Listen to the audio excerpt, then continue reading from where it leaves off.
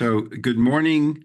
Thank you so much. We're honored today because we have Massimiliano Riva, or Max, as his friends like to call him, who's the Senior Sustainable Finance Advisor at an amazing organization, which I didn't know much about, the EBRD, or the European Bank for Reconstruction and Development. So, Max, just so people understand a little bit more about, I couldn't believe how big the EBRD is and how far it reached until you were telling me. So tell a little bit about the history of EBRD and your work there in the sustainable finance space.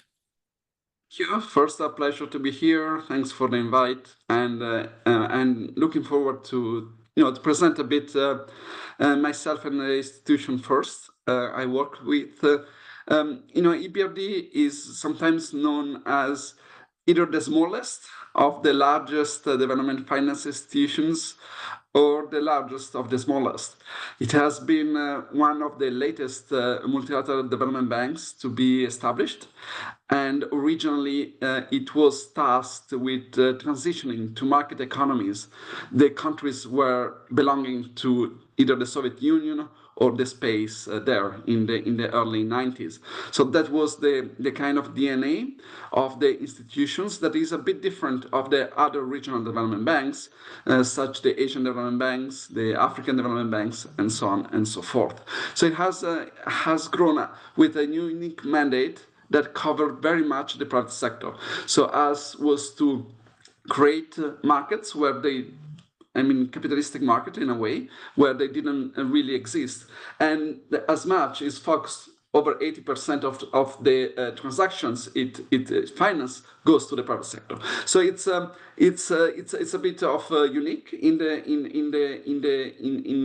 the space of multilateral development banks, and it has quite unique geography, as you would put it. Sometimes we present it starting from Morocco, going up to Mongolia. It has expanded, of course, its reach through the years. It started very much in Eastern Europe and the former Soviet Union up to Central Asia, but it has also started to engage with countries in the borders of Europe, so meaning Northern Africa and Middle East, Caucasus, and so on and so forth. And the very news of the day for us was that it was announced and formally announced that the bank will go to Sub-Saharan Africa, which would be a new challenge for us. 6 new countries will join us in the next few years. So that is a bit in terms of size. Last year we do about 13 billion of new investments. The portfolio is quite large, over 50 billion, and it has been there for more than 30 years. So it is an established institution. It's growing. This year we may go even to 14, 15 billion. Let's see how the last months play out. But it's a vast area with so many different, issues and cultures and economic developments. So what do you look at? Because your responsibility is sustainable finance. Are you the person looking over people's shoulder to make sure that this has some sustainable impact, or are you the person who decides we will invest or we won't invest? Function is to basically meet the bank goal on green finance, which is basically 50% of all our operations and investment is green. So it has been that way for the past 3 years. And this year we will go even further, but it means that about half of the work of the bank is going to what is defined by the multilateral banks as green. So the role of myself is to help the transaction teams, the banking teams, which are either product specific or country specific, to reach that goal. So it's to be the kind of sustainability lead on a few type of products. The bank is big, so it does everything from trade finance, short-term trade finance, to equity investments, to equity funds investment, to corporate loans, one of the main business lines, to infrastructure investing, right?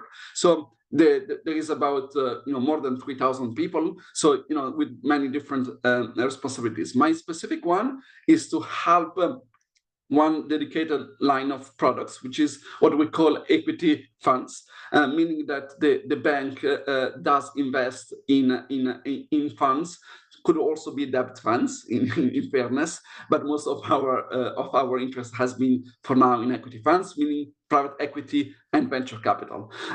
So that where I steer the green engagements with the fund managers, and I help the team meet, select, and engage with the thematic funds. I also work on supporting transactions on a bit more exotic products, such as sustainability-linked products, and such as sustainability-linked loans, particularly, and bonds, and what we call development-linked bonds and loans. It means that is as much as a market, similar to a market transaction, as a sustainability-linked, meaning linked to specific key performance indicators that are green, but is supported by our donors, our kind donors. So we are able to offer better terms to our clients, meaning to offer premiums on the basis of achievement of certain milestones, usually, of course, CO2 emission reduction, but also in other areas such as adaptation and nature. What is your, like, as they say, sweet spot for equity and VC? Are you investing only in funds, or are you investing only in direct deals, or are you investing in both? I mean, I can speak broadly of the bank, and of course, more specifically of the business lines I do cover, right? So, as I say, the bank itself has very, large typology of investment solutions. So most of our green finance happens where we do have a largest footprint, meaning in corporate loans and infrastructure finance. So infrastructure finance in this case is very much related to grids, to power generations, and to those applications. Corporate loans, we work very much also on transition finance, helping also companies in hard-to-abate sectors to meet their climate journeys. So this is where we achieve the largest amount of dollars in green investments. In the areas that I cover more specifically, and equity funds is somehow mirrors that, in the sense that in terms of just dollar amounts, not necessarily impacted, is in infrastructure funds, so funds that do invest in wind, solar, and this type of renewable energy generations in our country of operations. So that's mitigation finance is where the very largest majority of our funding goes. So you're doing both fund investments and direct deals, and your average ticket size that you would do in a fund or a direct deal? So as I said, it's a very diversified bank, right? So we do have products for SMEs. I would say that in the corporate lending, we usually have larger clients. So over 20 million, but our usually minimum ticket is 5 million. This also to some extent applies to funds. We invest only in exceptional basis for under 5 million, and our usual ticket size is somewhere between 15 and 25 million. And in equity funds, we usually take, as many other similar typology of investors, about 20% up to 20%. Exceptions can be made, but that is a bit of our strategy. We also, in terms of equity funds, it is in the DNA of the bank to bid markets. So we have invested substantially in our country of operations, where private equity and venture capital is really at the minimum if you compare just the steer numbers. So a lot of the I would say theory of the bank in investing in those markets is really to help to build a homegrown industry in those countries. And of course, my role is to implant in some of these green element and green and thematic elements. Where won't the EBRD invest? In what countries? Well, we invest in now. We will invest about 50 countries. So there is a lot of where we don't invest. We don't invest in the US. We don't invest in Western Europe. We don't invest in Southern America. We don't invest in the largest part of Asia. We very much invest in Eastern Europe, Middle East, Northern Africa, and certain countries around this region. So there are a lot of areas where we do not invest. We also have very rigorous integrity and safeguards measure, following more broadly the practice. So for a company or equity fund, etc., for being engaged with us has to meet these criteria for integrity and as well our environmental and social and safeguards. So those can be, we understand, pretty demanding to some of our clients. So because you're investing as far as Kazakhstan and Mongolia and now Southern Sudan, and I mean you're pretty. Do you have offices in all of these countries? So, in sub-Saharan Africa, we'll invest just in 6 countries. We will start from some of the largest economies around the Western, particularly. So Ghana, Nigeria, Kenya, Senegal, and Cote d'Ivoire and Benin. So some countries we are not expanding to all of Africa, but it is our strategy and intent to open offices in all the countries. For the other 40 countries where we operate, we do have an office. Sometimes they are big, sometimes they are smaller. In a few cases, there might be some joint offices, but the strategy is to have a local presence in each of the countries, and usually the local presence include the bankers, which is the core business of the organization, of course, but there are also usually colleagues with specialization on green and policy dialogue that also helps to engage other actors in the sectors. And so you have the money, and I think do you still meet many people who don't know about EBRD and its funding? Because they know the European Investment Bank and they know the European Investment Fund, but I still bump into people who don't know the scale of EBRD. In the West, yeah, probably, yeah, and I would say particularly in the US, I would not be surprised if they have never heard of it. So particularly in US, North America, and some countries in Western Europe, it's probably not a very well-known institution. So I'm not at all surprised, and I also meet with a lot of impact investors that do not know us because it's not as known as World Bank or IFC, which is the closest organization, I would say, to EBRD. But in the countries where we operate, for sure. So in a lot of those countries, actually, those are often countries that are a bit left alone from other MDBs. So in those countries, EBRD tend to be sometimes even the largest public investor. So in the countries where we work, I would say it's a bit of a different story. Of course, probably not many will know us in Africa since we just moved there. But in the countries where we operate, sometimes we are also have found out, I mean, I didn't triple check the numbers, but we are the largest climate finance investor in most of our countries of operation. So we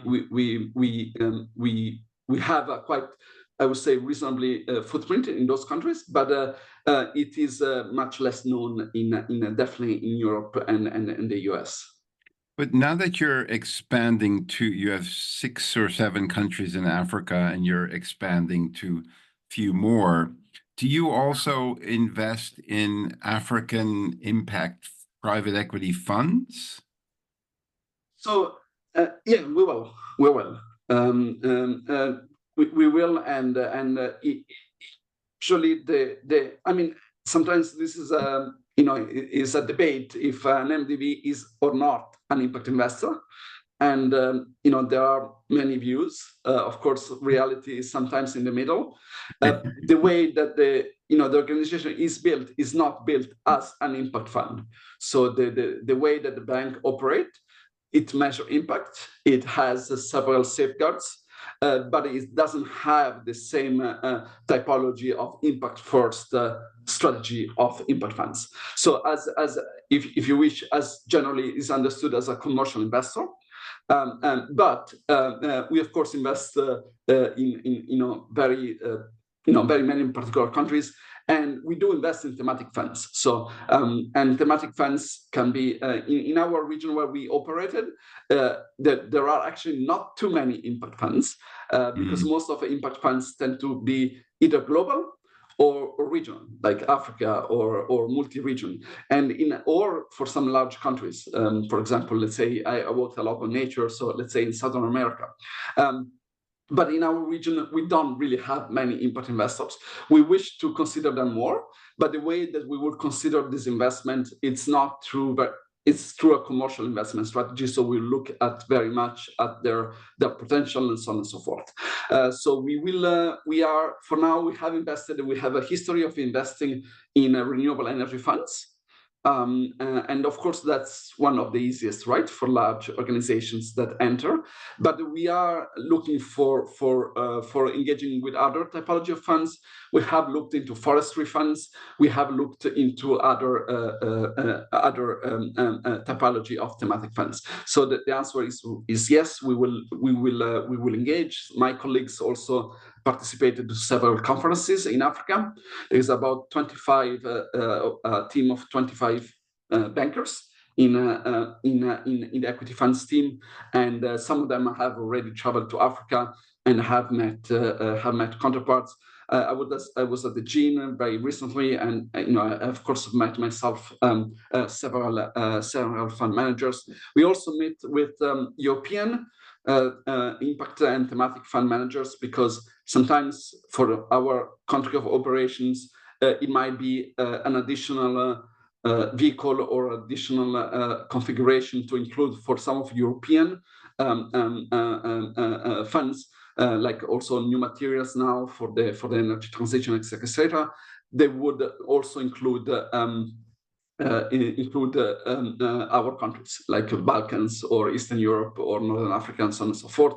So for in those cases, we would also be interested to do that. But from a mandate, our money, because we are a public institutions, we need the money to be invested in our country of operations. So our geography is sometimes a bit of a challenge because of many impact fund managers have much broader geographic coverage.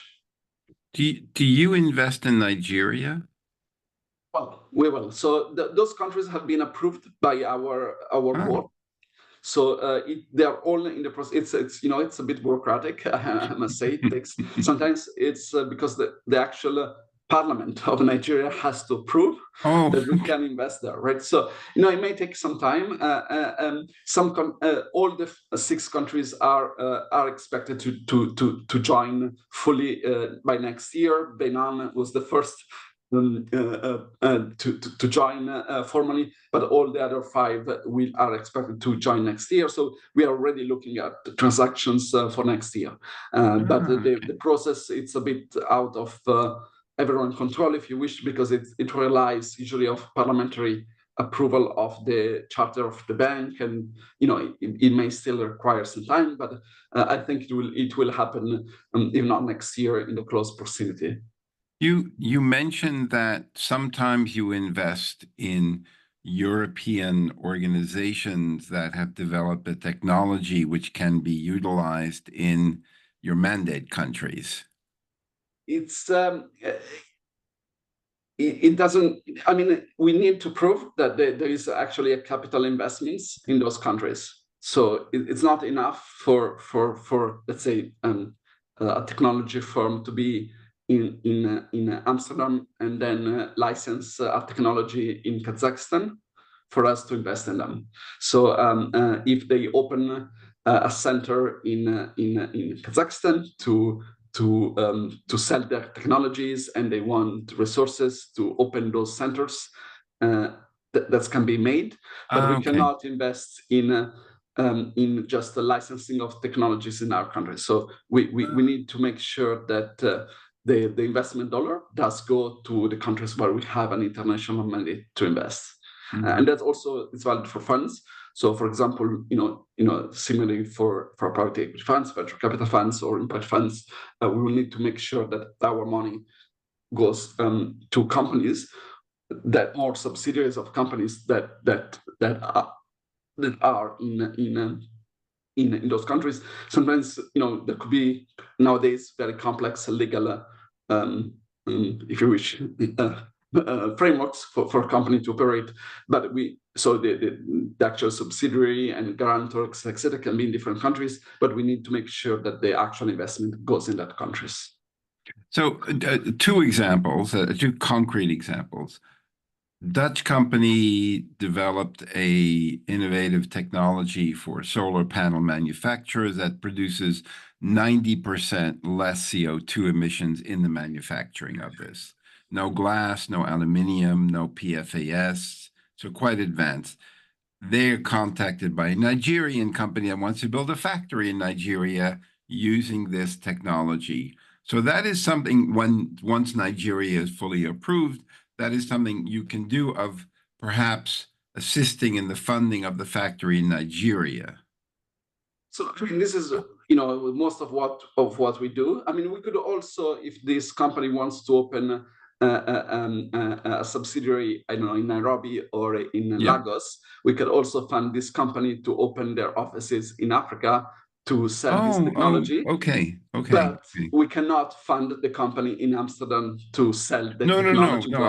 Yeah. And most, I mean, we are, I mean, I would say it's something I find EBRD quite strong, is indeed working with factories and actually in industries to transition. So we do provide also advisory support, and we very much look into absorption of new technologies, all type that can reduce emissions, and we will fund those acquisitions by the companies. We'll help them also do technology assessments. We can help doing baseline assessments to then acquire those technologies. And we can also, like one of the facility I manage is called a high impact program for the corporate sector. And what it does is to provide a subsidy, a bonus, a reduction in the interest rate if the companies achieve a certain reduction of CO2 emissions. So with those particular programs that are combined with our lending, we can also offer better conditions to our clients. And the idea is that might be forerunners in their countries, right, in importing those technologies, and that might be higher costs and so on and so forth. So sometimes we are able to reduce those costs, both on the project preparation side and as well in the actual cost of capital when those programs will be available. We are currently the program that I mentioned is active only in our countries that we operate now, but we are actually in discussion with our donors. We'll start a discussion with our donors also to open it to Africa, and I mean, I can guarantee there will be other programs, if not this one, that may offer as well terms for companies that want to have a particular impact on climate mitigation, adaptation, or nature. And okay, so that's clear. Is half of your allocations in debt and half in equity? No. It's equity tends to be small. Okay. So we do have also a large footprint in what we call financial institutions. Okay. So we invest in banks. So I would say financial institutions, corporate loans, and infrastructure finance. those are the largest in I terms see. of Okay. US dollars. Then we have, I would say, much lower footprint on direct equity. Equity, to be honest, I don't recall the exact number. On equity funds, we do invest between 250 million, 350 million a year in about 8, 12 fund managers. So this is just equity funds. The equity figure, apologies, I don't recall, but it's all public and can be seen in Okay. our website. And for like nature-based solutions, which is, everyone keeps talking about nature-based solutions. And do you invest in those types of projects or agroforestry, conservation, community development, these types like Red Plus type projects? Do you invest in that? Historically, I mean, we have started to track nature finance, and we produced what we call an approach to nature finance last year, which was the first attempt of the bank. Historically, the investments that produce positive benefit to nature were mostly on wastewater facilities in terms of size. I mean, of size of the investments. We do invest, of course, in agriculture, but I have to say, and this is a bit primary agriculture, I mean, is about 7% of our agricultural portfolio. So most of our portfolio is actually into producers and to retailers and so on and so forth. So primary agriculture is a very small percentage of our activities, but we do try to do that. We have, we are engaging with clients. We have a few, if you wish, pilots with some of the companies, for example, in Turkey and also I think in the Baltics, where we did invest in natural positive ones. Generally, we are definitely looking to improve that and increase our nature financing in terms of share, but this is mostly limited by our interaction with our clients. So what we generally do at this stage is to offer what we call technical assistance and technical operation to companies to look at options to either reduce their footprint or achieve positive nature benefits. I would say it's not very large, our footprint at this stage. So it's our strategy is indeed to directly engage our clients on this topic, and we'd also hope that hopefully some legislation may also help, right, to drive a bit this undertaking. But that's a bit what we do. We have an approach, so the approach does highlight the areas which, to some extent are the most obvious, right? So green cities, water, and indeed and waste, and of course agriculture are the ones that we are working on. And we recently participated of COP16. I worked myself a lot in this area, so I'm trying my best to do that. And in the terms of equity funds, we will be also looking at forestry funds, sustainable forestry funds. But in our region, there are not many options. It's not like Canada, US, or Southern America. Yeah, I or understand. even Asia, Australia. So we need to match. But if we're definitely looking for opportunities there.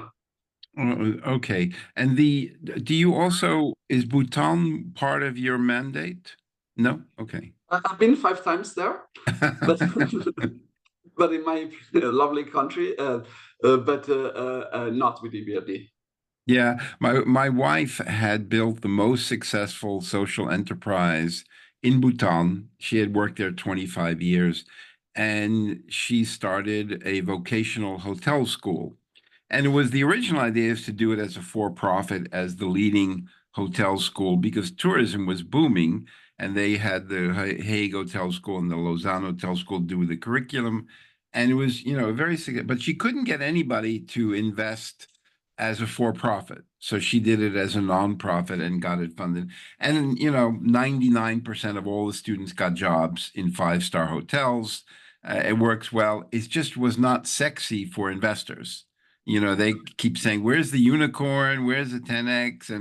But sometimes a very simple thing, people forget that the two largest employers in the world are small-scale agriculture. It's about 1.3 billion people work there, and hospitality is number two. Tech is very small, but it gets all the attention, mainly because of the unicorns. Oh, so you visited Bhutan mainly for yourself? Oh, no, I was working there. I Ah, was working for the United Nations. We worked on the nature finance strategy for the country. oh, wow. So there is also a very good example in the area that was funded, I mean, by our sister, if you want, MDB, IFC. They fund is a Himalayan company. Yeah. It's very famous case, right, where they grew hazelnut trees, Oh, yeah, but yeah, yeah. also I know. Yeah. sold to Ferrero in Italy for Nutella. Yeah. So, but sometimes, I mean, I worked a lot at the with also before I have more than 20 years in a kind of the industry, and before I was working more on impact first strategies, and some of it was also to create some vehicles that could work as intermediaries for multilateral development banks, like for an MDB, even IFC, and not only EBRD, doesn't really have the structure to vote to invest directly in very small enterprises. So what we actually do is through intermediated finance. So the way that the bank does, and this doesn't only apply to EBRD, of course, is to either have, for example, a lending facility with a local bank, then with a green component. So then the local bank would be able to, hopefully lend to the company that would do the hotel management and so on and so forth. The second one is either through intermediary funds, like impact funds, that then are able to manage smaller deals. So, and the other ones are also to what we call risk sharing, where we it's similar to lending to a bank, but it's not really direct lending. It's more of a sharing of the risk. But most of NDBs for small transaction, they do require a local partner. So otherwise, it will be extremely, and it's also, of course, in terms of business for the bank, in pure commercial terms, doesn't make sense. But so intermediate finance and partnership with local institutions, even MFIs, we invested as well in MFIs, is the best way.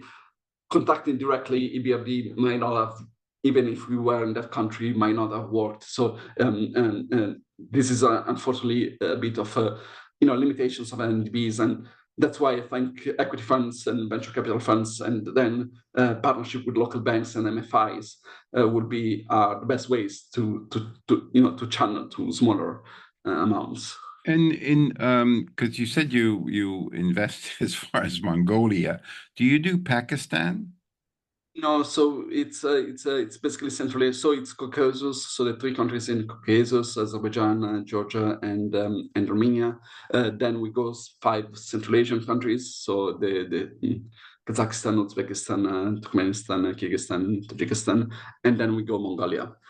So we don't have any other Asian country. The only other Asian country is in the Middle East. So it's Lebanon, but nowadays it's unfortunately not really possible. But Lebanon, Iraq, Jordan, and the countries in the Middle East. So we don't invest in Pakistan, Iran, or other Asian countries.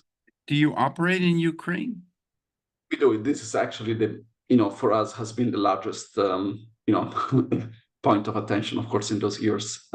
So yeah, we are probably, I'm not sure, I will not say publicly, but probably one of the largest, if not the largest DFI in Ukraine. We have worked there relatively in the country. I'm not personally, so I cannot speak a lot about it, but there has been a top priority.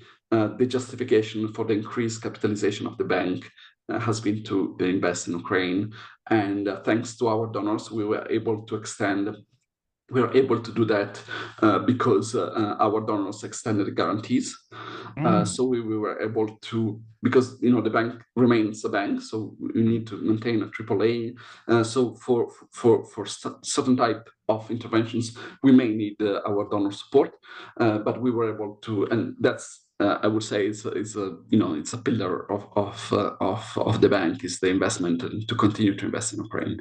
And I have covered a few. We will continue to invest also in agriculture in Ukraine. So actually, some of the companies that we engaged on nature are in Ukraine. So, and despite all difficulties that the war has caused, that they're of course still active. They're thinking about it. So we and despite very limited opportunity for them to access markets, right?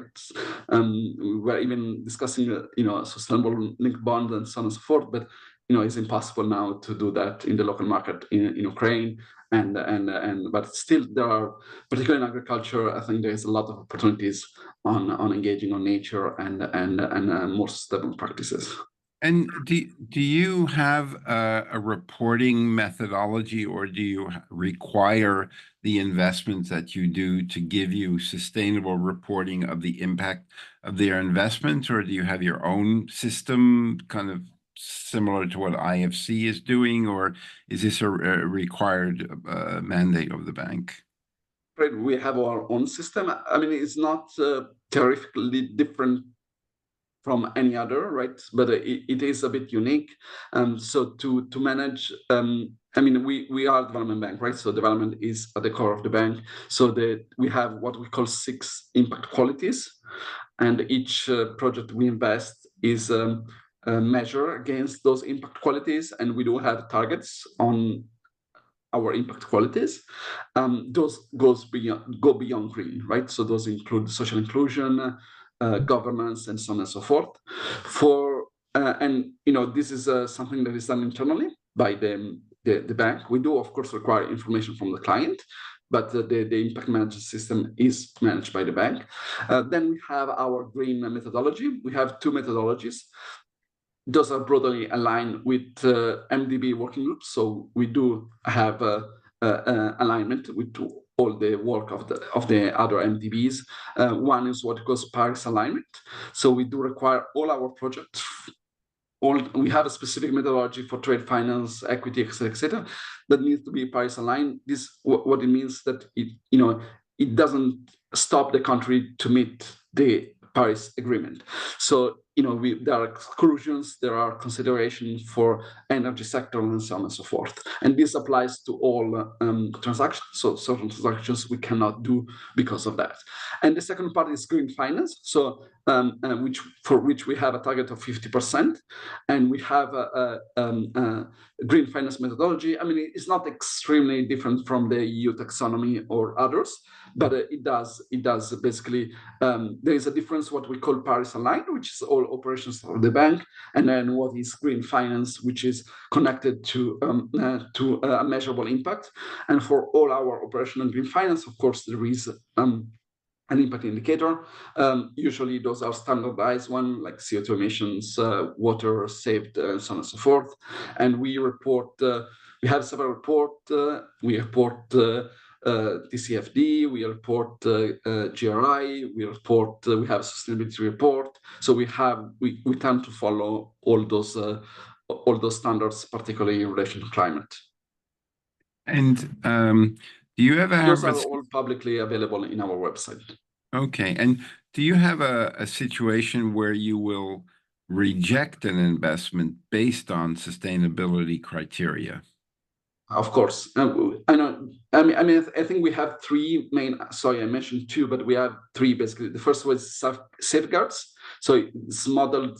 It's very close to the World Bank safeguards. IFC safeguards. So if there are safeguard considerations, there are Paris alignment considerations with exclusions, and there's green finance. Of course, green finance is a positive, right? So it doesn't exclude something, but on base of we need to respect our safeguards, and we need the project to be Paris aligned. So if it's certain oil rigs, export, etc., we cannot invest. And there is an exclusion list. Those are lists that are generally applicable. I mean, they were decided by a group on multilateral development banks, and even if each development bank has to apply them, those are generally applied by all development banks. So not only EBRD, and we do apply similar, not always 100% comparable, but very similar methodologies in doing the Paris Alignment assessment, green finance, and as well for safeguards on that. So no fossil fuel investments. It's more complicated than that. There are certain considerations for example, gas in certain countries. So I would say it's that we have an energy policy, and it does get into details. So I cannot say it's a no on everything. There are definitely exclusion lists for exploration, oil exploration, etc. But there are certain considerations that may, for example, include gas in a certain where there is no alternative possible, and so on and so forth. So I would say it's not 100% fossil fuel free, but there are several, and for every of the project there are very many requirements and so on and so forth. So this is basically where we are now, and our energy policy is public and does provide all the details on what is excluded, when, and so on and so forth. In general, also, even if there are certain projects that have been invested in the past, we do require a transition journey. So in our assessment, there is an option where as part of the investment, it might not be Paris aligned today, but it does require a transition plan. Okay. So, it might not be today that is fully Paris aligned, but in those cases, it is requested that there is a transition plan in place. And it's kind of an unusual question, but what are I mean, I don't know if you really have any challenges, but what could be the challenges for EBRD going forward, what they experience that they're trying to overcome?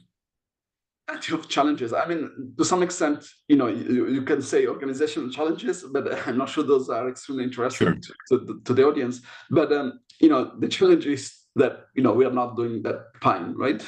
The most of our countries of operations are not on the best practice list. Some of them are among the most polluting countries in the world. The companies that we work with, even if may wish to be better, they may not be able to become better because of constraints in their balance sheets, because of many other circumstances. So I would say, there is plenty of challenges to meet the objectives, either be on mitigation or adaptation nature. So if you also look at the needs, it's minuscule what we provide, right? So for our countries of operations, I think they're in the hundreds of billions the requirements, and we just provide maybe we go to 16, 17, 18 in the next years, but that will be very marginal number. So one of the challenges that we have, and this I think is a challenge for all MDBs, is to do better on private mobilization. Particularly to try to use our capital more catalytically, and be able to attract more private investments in what we do. I think in 2023 we had about 26 billion of mobilized finance. We divided between direct and indirect. Most of it is indirect, so I would say it's a broader, more generous way to measure it. But that's it's something that we are considering, and in the next we have 5 years, not really communist plans, but we have 5 years plans, and this is part of the discussion, is that to have a bit higher ambition into that. And we do also have several challenges in expanding our footprint in adaptation and nature. I mean, we do we would wish to do much more, but it's a bit of a chicken and the egg. I mean, we can do what our clients can do, right? So so we can provide incentives, we can provide technical assistance, but we are to some extent almost limited by what is in the market. So if ideally there would be more commercial opportunities that we'll be running on those, but the reality is that not often that's is possible. If someone has a project which seems to fit your criteria of in one of the countries that you're talking about, in one of the industrial areas and in your sweet spot, how do they go about approaching you? Do you have like online, you fill in the form and it goes to the right department, or what's the procedure? We are actually quite field-based. So we do have in London. So most welcome to contact us. We have product teams, right? So if it's a financial institutions, we'll go to our financial institutions team. If it is an equity funds, we'll go to my colleagues, myself, and so on and so forth, right? And there are emails, contacts, there is emails of directors. And if it's agricultural company, we have a food and agriculture department. So it's in London is a bit sectoral.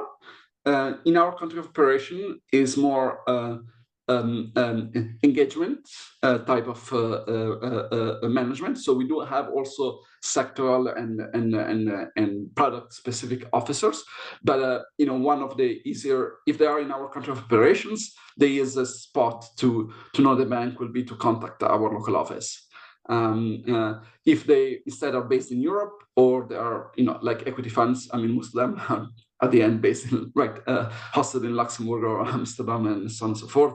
We are the team to contact. If the company is one of our 40 country of operations, the details of the local office is the best way, and then our colleagues would also help to to connect with London. So I think both ways are possible. Really depends on where the client is based, where it's physically easier to interact, and so on and so forth. And so you already have relations with the leading international banks like Natixis, BNP, Generali, UBS, not Credit Suisse, but JP Morgan. You already work with them, or they come to you with projects of co-investing? I mean, I would not speak of things I don't know. So, okay. I mean, I assume so. We have syndicated loans. So I would say, we tend to work very much in countries. So, often maybe a subsidiary of those organizations, but I'm not really able to elaborate much. I know there are different type of interactions. We also, put bonds on the market. They buy them. So, there could be very many type of interactions. And the ones I've most engaged is usually with the local intermediaries. So it could be, Bank Intesa in the Balkans, could be, Rafstein Bank in whatever. But I cannot really speak of that. We have in TBLI's network a lot of family offices, single and multi-family offices. Let's say a single family office would like to co-invest because they don't have the due diligence and feet on the ground that you have, or the experience or the pipeline. Do you have a mechanism that these types of investors can co-invest with you? So actually, the way I usually look is the opposite. In the way that we usually, because our geography could be large, because could be beautiful, but is unusual, right? So for some of the funds we work with, there might be no possibility for us to invest because of the geographical limit. Right. But we can co-invest with the fund. So it's quite. I mean, I would say it's not common, but it is not uncommon either. So with equity funds, they usually share with us. When we we could have agreements with them where we have this is a bit more formalized, and in all funds that we invest, we also have clauses where we are preferred investors in the companies. For family offices and other investors in EBRD, one way is to buy our products in capital markets. Okay. I also know that there are specific co-investment vehicles that were created. Those are tend to be portfolio based, right? So they tend basically to be vehicles, and I'm not following the one of EBRD, but they basically tend to be vehicles, and this is valid also for other MDBs. And there are, by the way, a couple in the Netherlands as well that basically co-invest with the MDBs, but it's intermediated. So basically, there is a fund that has a separate mandate, but is mostly established by the MD itself or by a closely associated organization, and then family offices invest in that fund, and the fund co-invests with the MDB on all the transactions. So that's a way that it actually was targeted at this type of audience, to offer them to offer a vehicle to co-invest with us, but for us to manage that efficiently, so that it's not very efficient to do it deal by deal. So usually that comes with more aggregated figures, and I think that's very interesting actually for also beyond EBRD, for other MDBs as well. And I think there is one connected with FMO and so on and so forth, where family office can do that, and that increase the leverage. And it does facilitate this process of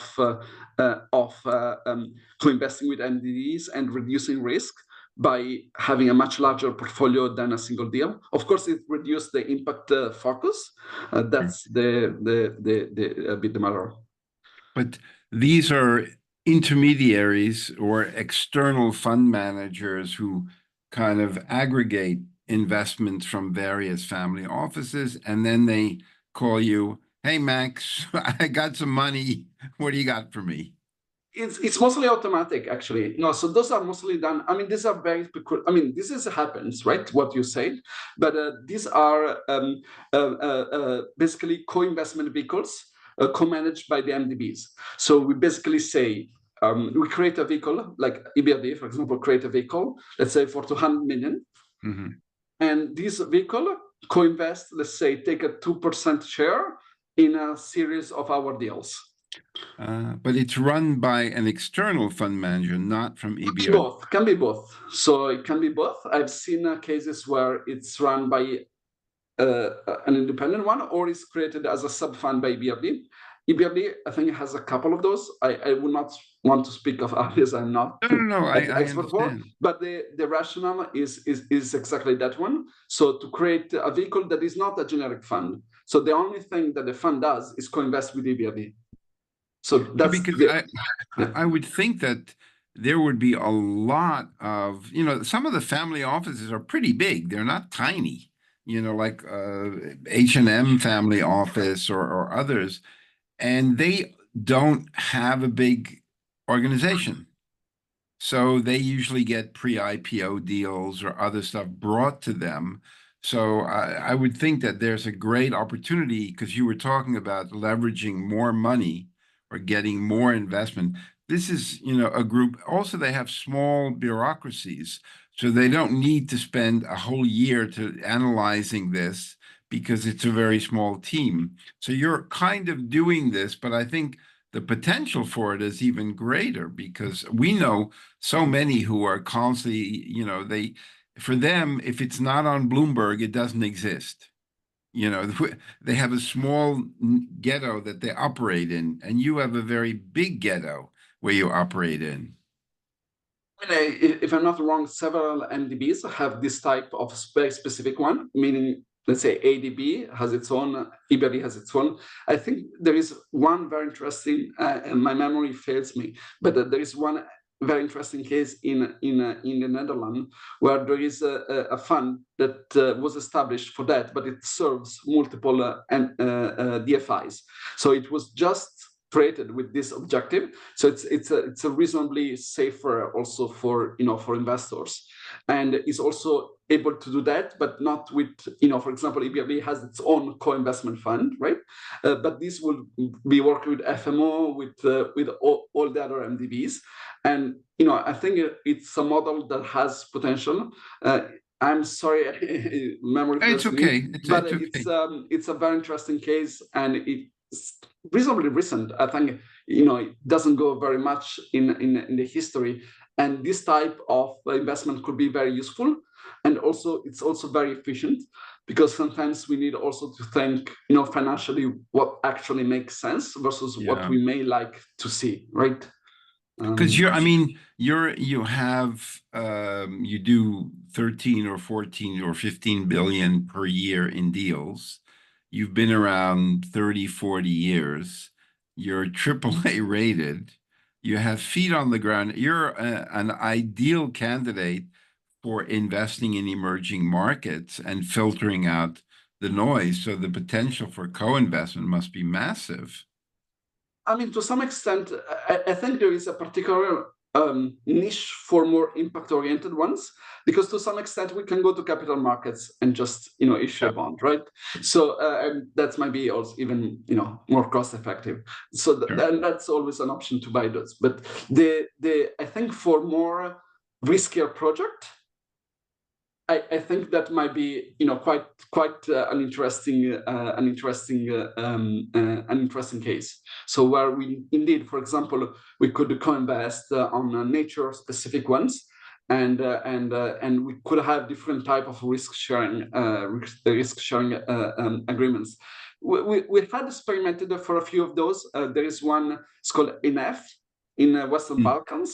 So Mm-hmm. this is particularly focused on SMEs. And for example, is a very similar format where NF co-invests with us. And it was, we did put some money, but other monies came from financial organizations and so Mm-hmm. on and so forth. So we do have a very few. I think this could be potential for growing those. Now, I would say it's limited on the big numbers, but if there is a way to make it efficient, I think it could work. Okay. Um, Final question. What is your personal passion?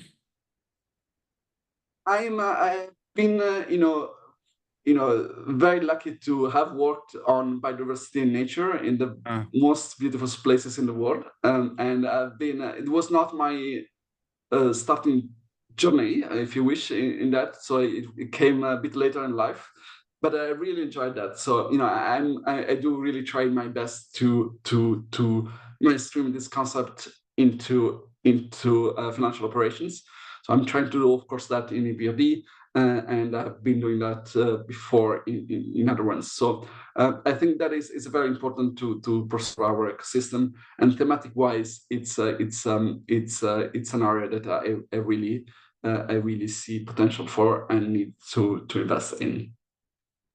I agree with you. I don't know if you know Professor Ratan Lal. Have you ever heard of him? You should. Yeah, he's a brilliant guy and shows the potential of restoring the biosphere, and how inexpensive it is to do that. It doesn't cost a lot of money. It just takes, some time. This has been a joy, Max. Any final thoughts that you want to share that we didn't cover? I think it was a wonderful chat, and thanks for the opportunity. Well, thank you so much. And also thank you for sharing about the EBRD. I hope more and more people get to know what you're doing, and the important work that you're doing, and that you're also quite open and transparent and looking to engage in restoring the social and environmental balance, as well as making money for your investors. So Max, Sam will process this, and then we'll put out this podcast, and you can share it with anyone that you like. Thank you so much. It's been a joy. Max, you stay well today. I'll send you something that you might enjoy around biodiversity and nature-based solutions at scale. It's just they're global, so it's problematic because you only work in certain countries, not all countries. If you pass by London, let I me know. will. I Have a will. beautiful building as well. Take care. Thank you so much, Max. You stay well. Bye-bye.